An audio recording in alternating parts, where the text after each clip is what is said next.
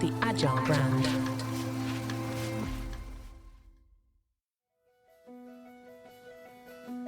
Welcome to Season 6 of the Agile brand, where we discuss marketing technology and customer experience trends, insights, and ideas with enterprise and technology platform leaders.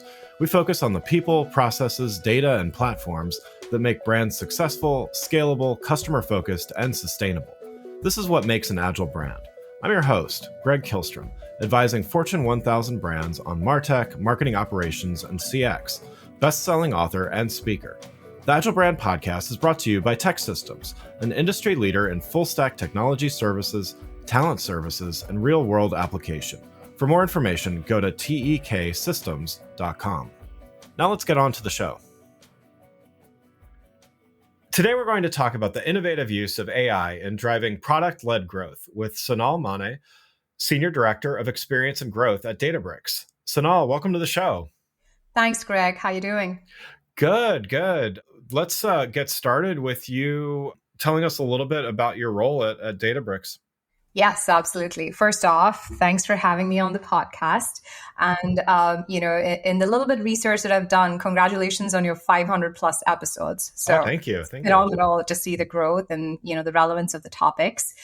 To start with intros, I'm Sonal Mane, as Greg was mentioning, and I'm responsible for driving growth for data practitioners. So think data engineers, machine learning engineers, data scientists across the Databricks ecosystem. And this includes both our customers as well as our partner organization. And this essentially means that, I get to lead out on, how digital experiences get built out for these audiences. My journey in tech has been quite a ride with 17 plus years and now going and driving both product, go-to-market, as well as growth in companies such as Databricks, Qualtrics, and Microsoft. One thing that I've absolutely come to love is this trifecta, if I may, of AI meets product, go-to-market, meets customer experience. And, it really is a place where you can sort of imagine and put in place AI-powered solutions and really build go-to-market strategies and delight your customers ultimately to land value. Prior to Databricks, I did found the digital customer success team at Qualtrics. And then at Microsoft, I was responsible for the Microsoft for Startups team and worked on the product org as well across Office and Windows. So that's just a little bit about, my journey here. And of course, happy to be helping out any aspiring tech leaders in my free time. But yeah, it's been fun working with all sizes of audiences and organizations as part of this journey. Excited to talk and share more about, AI, digital growth, and tech. So happy to dive in. Yeah, that's great. And I love how you characterize the trifecta here. I think we're going to hit all of those points here in our conversation. So there's definitely a few things to touch on. I want to start with the combination of product-led growth and AI. So, we've had some people on the show talking about product-led growth before, but I think there's a lot to explore here, particularly when we add in the layer of AI as well. But, could you explain, how do you define product-led growth and, why is it increasingly important? Yes. Just to go back maybe a decade or two for our listeners, when I was part of the Office and Windows teams, AI was this afterthought or like a separate team in a separate building that nobody really knew much about what was happening there. It's all the cool kids and the whiz kids, would be working on it. And that also meant that the way we would create product, the way engineering would operate in terms of developing, both features for the product, but also developing the user experience. It was sort of in a silo, right? So product and eng lived in the product and, did some usability labs and customer validation, and that was it. And go-to-market teams lived mostly outside the product. Right? Which meant they would go to market, talk to customers. Everything from sales to marketing was all about brand and perception and prospecting and, landing those big deals. And that delineation was very, very evident.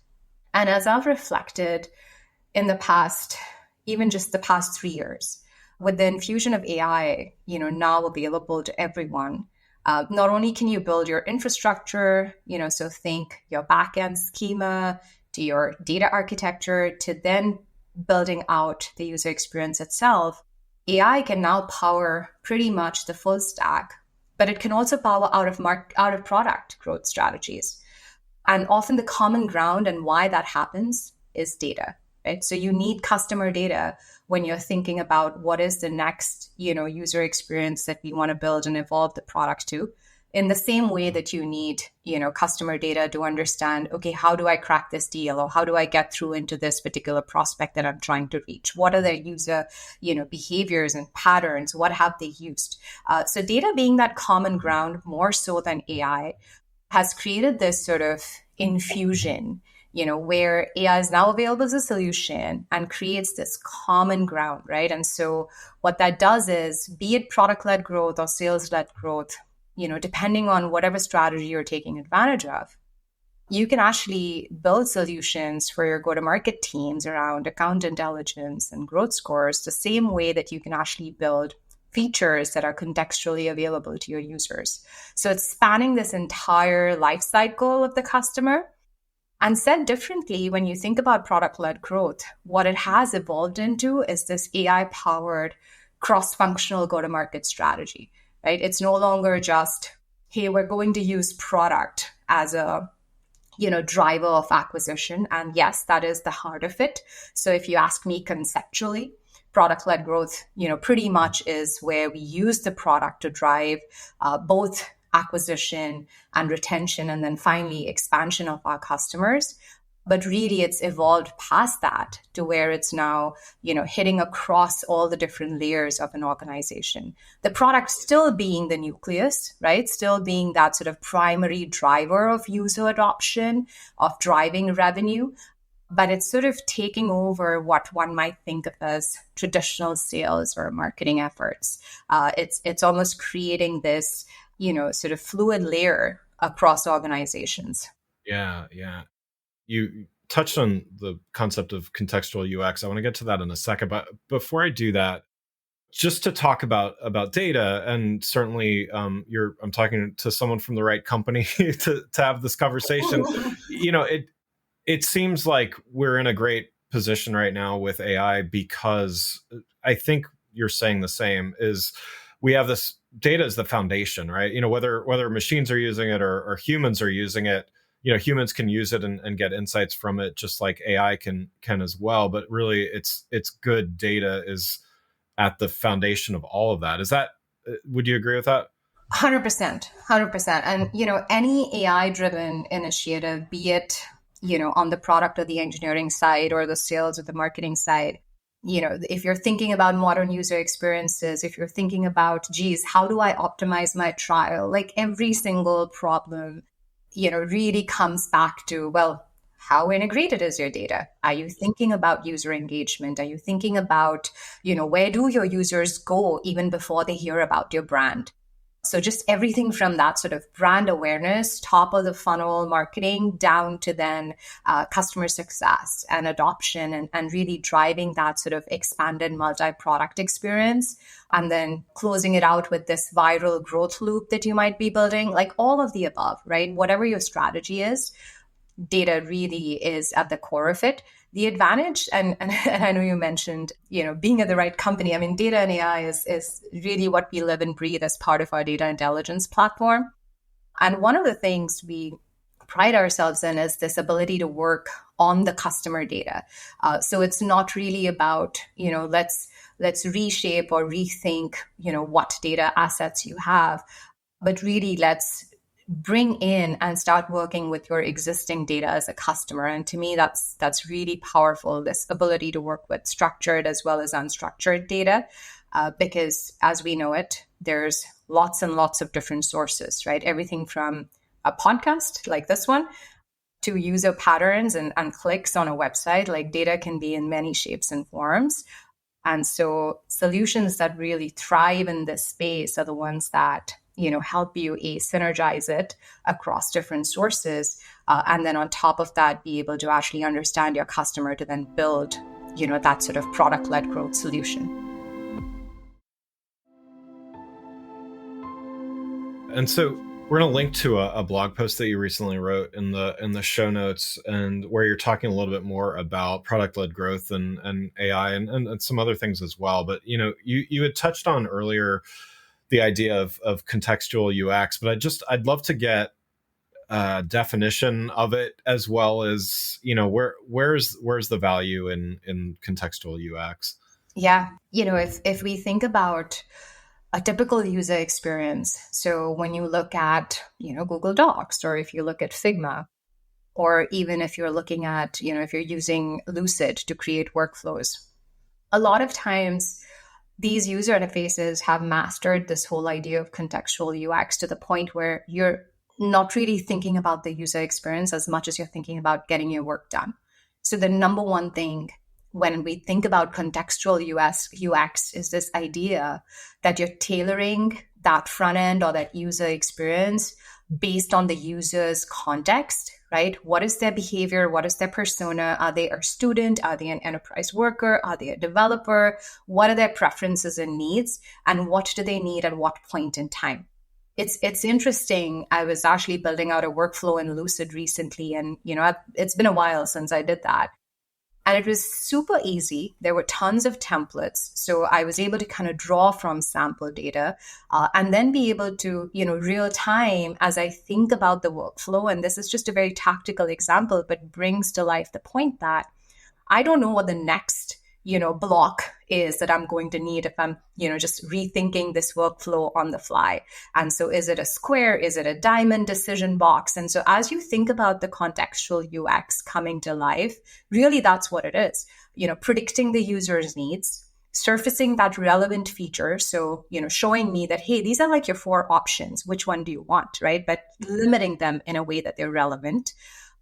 Thinking about the fact that I'm real time building this workflow as I'm thinking through my diagram, and then really providing me tooltips and guidance with those templates and sample data. And oh, by the way, while I'm at it, also showing me enough of contextual sort of background UX to then, maybe share my content or, be able to kind of provide another user to co-author it with me. So there's all of these very simple design principles that come to life when one refers to a tailored user experience, which is essentially what contextual UX is, right? In the context of where the user is at. And why that's relevant, and we can talk about how AI plays in, is needless to say, it improves user productivity, but it also reduces your friction to product adoption, right? And that's the key. The minute you reduce your friction to adopt the product, now you have suddenly unlocked the product value. Your time to value for the product has reduced. Your feature utilization grows. You go from basic to advanced feature adoption. And suddenly, now this entire product has become attractive and sticky to the user. So that is really powerful in the concept and the context of, the broader context of product-led growth, which is where, as we think about how AI can start influencing some of those design principles, I think that's where, we can start seeing that sort of future contextual UX meets AI experience coming to life. Yeah. And so, speaking of reducing friction, another big area, and I've seen quite a few examples of this even in recent weeks, of reducing friction, is self-service. And so generative AI certainly can play a role here. And I know you've written some about this as well. Can you share, how do you look at generative AI and self-service, and, really how this can change the end user experience? Yeah. So when you think about self-service, there's multiple layers in terms of the offering. A lot of times, and traditionally, maybe 3 years or 5 years ago, we didn't really think about this concept of digital-led services or customer, success. That's digital-led customer success or self-service. And a lot of times, even when we did, it was tied to the long tail, right? Today, self-service is almost the de facto of what you want, for your product experience to be, because there is a lot of noise. There are a lot of products on the market, especially if you're a B2C product. And even if you're a SaaS platform, this whole consumerization of SaaS movement is deep and pretty omnipresent everywhere.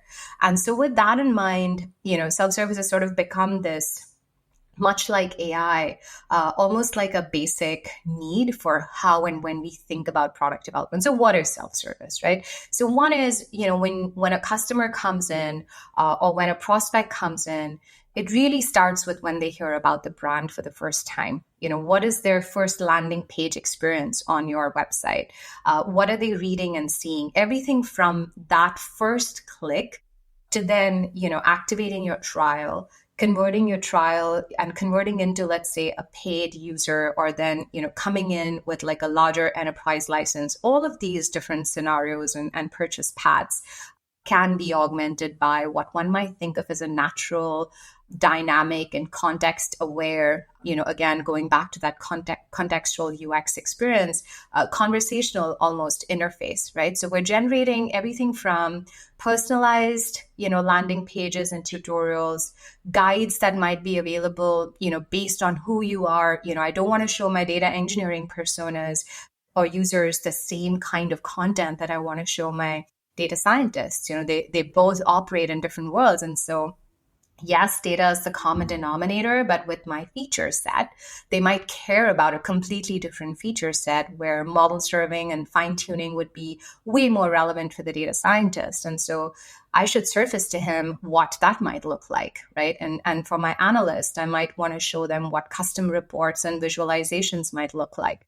And so transforming the product, but also the purchase path in a way that users can naturally go from awareness to activation to then actually adopting the product in a seamless way. Like that entire art and science of self-service. And what you're also trying to do as part of that is, enable sophisticated troubleshooting. You're trying to help with problem analysis, or it's said differently, simple solutions where you can actually answer questions for the customers on fly. And, we're all talking about agents and bots lately.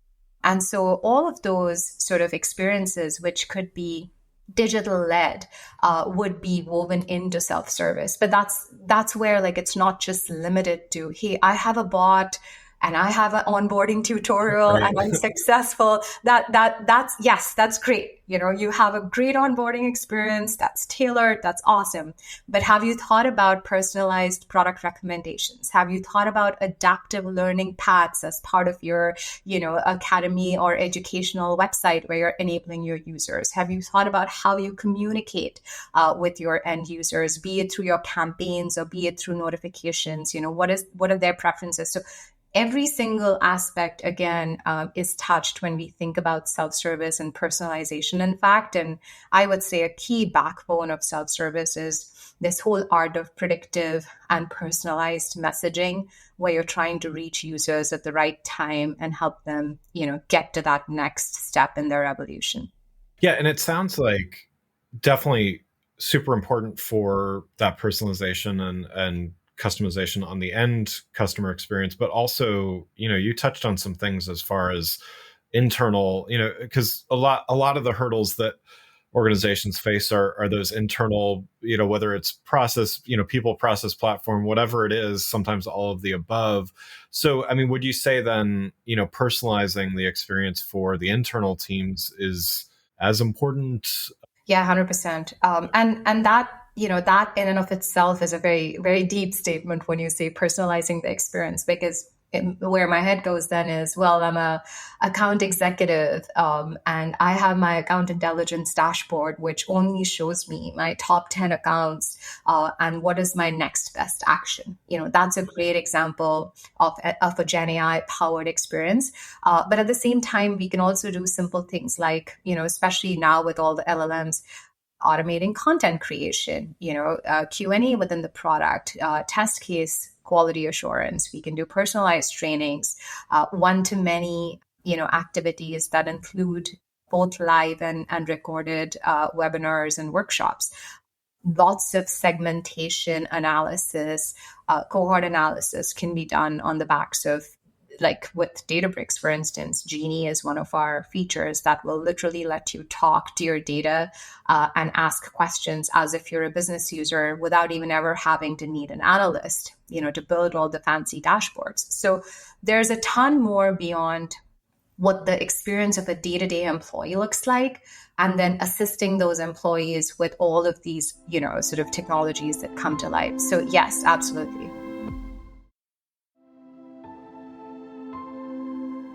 So, last topic I want to talk about is just more about growth and helping to overcome some of those barriers to growth with AI. I was wondering if you could share an example or two of how have you used generative AI to contribute to growth, and where do you see the opportunity there?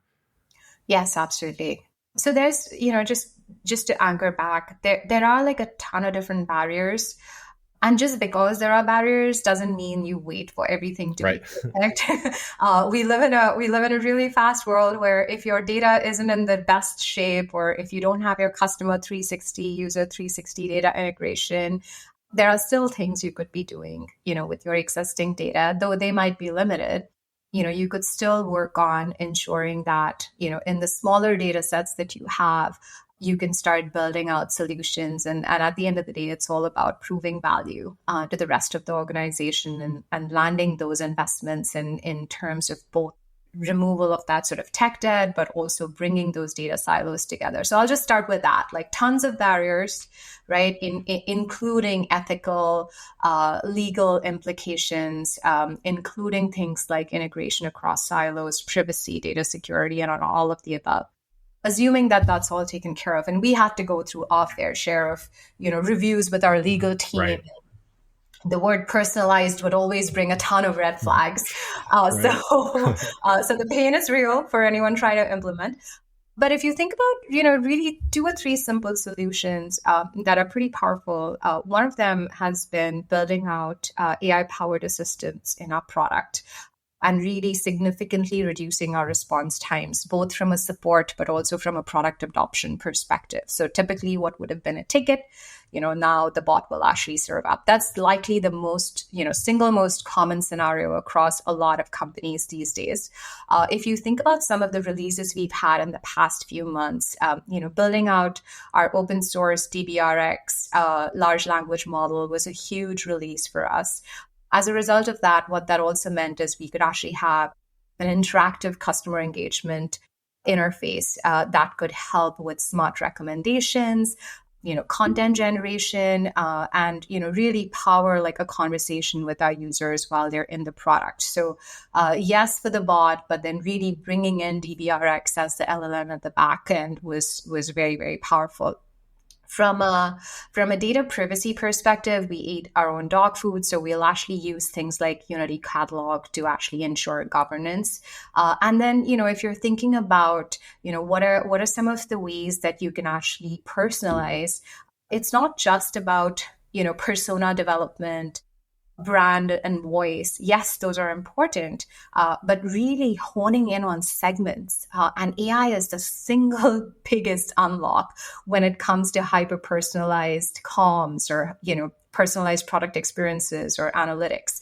And so we've really, gone all out when it comes to predictive analytics and building our own platform when it comes to understanding our cohorts and how they function. So, we have solutions like Amplitude and Heap in the market. We build our own, and that's a huge investment for us, right? To really understand that audience on the other side. Yeah. And to talk a little bit more about metrics, I think AI is one of those interesting things where certainly, there's not a reason to throw out the traditional KPIs and all those kinds of things for marketing, but there's also efficiency plays and other kinds of things that I think it enables that maybe some other, technologies or features or things have not traditionally advanced.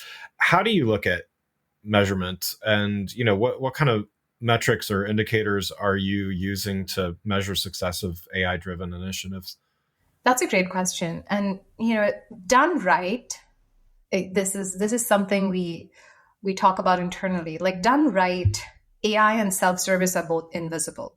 Yeah. Meaning if you have to think about, or if the customer has to sort of have this, think about, oh, like I was trying to do this and I couldn't do it, then self-service didn't do its job, right? So from a metrics perspective, I would say the same holds, right? If we can prove that the cost to serve a customer is on par or actually much, much, much more reduced than what it would be with a human, the metric in and of itself, which is the cost to serve, holds, right? But the targets that you set and the thresholds that you're trying to hit, I think those will vary significantly. So just to then zoom out, we're monitoring things like user engagement rates.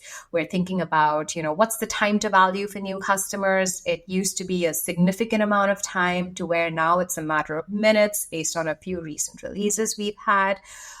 We also look at, how many issues that, you can actually resolve. Like I was giving that chatbot example. So how many issues or tickets could be deflected? So none of these metrics are earth-shatteringly new, but what is new is we're seeing a ton more increase, in things like feature adoption or churn reduction. We're seeing way more conversion from our trial into our, sort of deep end of the trial where people will actually start going into our advanced features. So those are improvements and significant ones at that.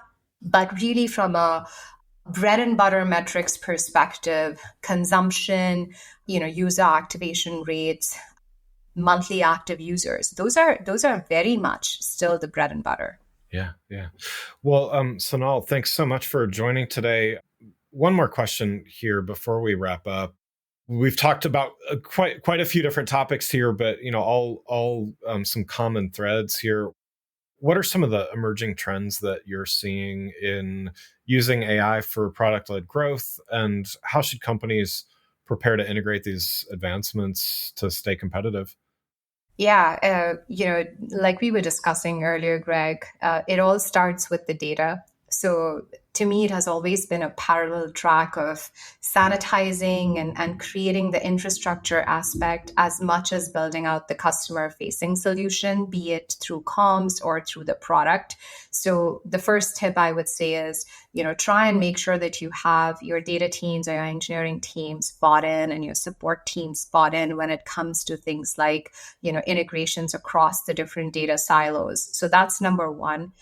Number two is in terms of actually thinking about implementation. The core of product-led growth is all about A/B testing. So we didn't really get into experimentation, but MVPs or your first few pilots will likely fail. So be comfortable with that failure, right? Fail fast. And then the third thing is really about, when you start hitting those growth loops and when you start building out, end user experience, it's very underrated, in terms of getting that sort of customer interview or customer validation or product feedback loop going. A lot of people will run those usability labs or they'll run these segmentation surveys upfront, but keeping that constant drumbeat and having an active product feedback loop is the single most effective way, to have a successful PLG play, because you're learning as you grow.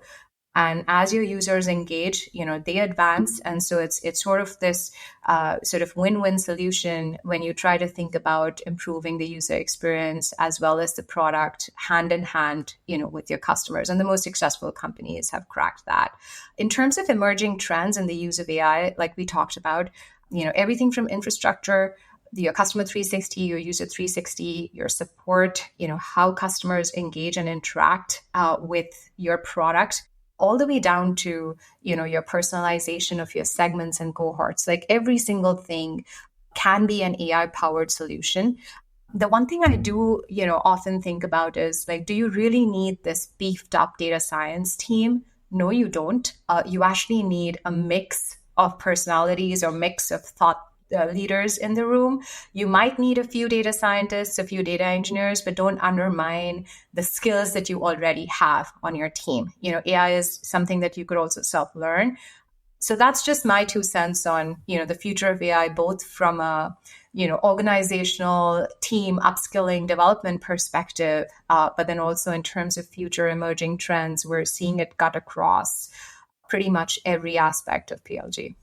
Great. Yeah, I'd love to talk about several of those topics with you. So we'll have to have you back on the show. But thanks for having me as a guest. Thank you, Greg. Yeah, thank you so much. Well, again, I'd like to thank Sonal Mane, Senior Director of Experience and Growth at Databricks, for joining us today and sharing her expertise on leveraging AI to drive product-led growth. You can learn more about Sonal and her work at Databricks by following the links in the show notes. Thanks again for listening to The Agile Brand, brought to you by Tech Systems. If you enjoyed the show, please take a minute to subscribe and leave us a rating so that others can find the show more easily. You can access more episodes of the show at www.gregkillstrom.com. That's GregKihlstrom.com. While you're there, check out my series of best-selling Agile Brand guides, covering a wide variety of marketing technology topics, or you can search for Greg Kihlstrom on Amazon. The Agile Brand is produced by Missing Link, a Latina-owned, strategy-driven, creatively fueled production co-op. From ideation to creation, they craft human connections through intelligent, engaging, and informative content. Until next time, stay agile. The Agile Brand.